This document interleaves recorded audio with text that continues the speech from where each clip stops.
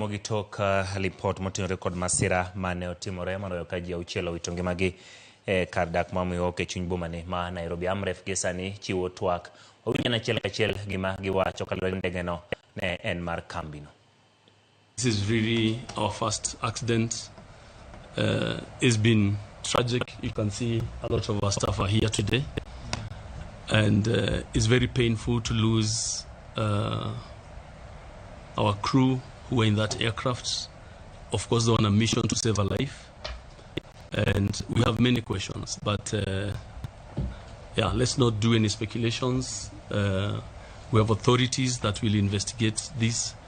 Kenya Civil Aviation Authority, Ministry of Transport, they have qualified aircraft accident investigators, and already they are at sites collecting debris and parts and all that.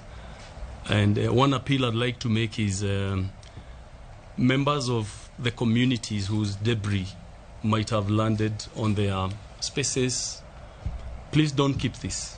We need them for the investigation. We need them to piece together what happened. So please, the media, help us to reach the members of the community. If anyone picked up something from the site, bring it back, because all this is going to be very important for the investigation, and we need to know what happened. Thank you. Allow me to ask. I wanted to ask about the crew. You say therefore, would you have to tell us?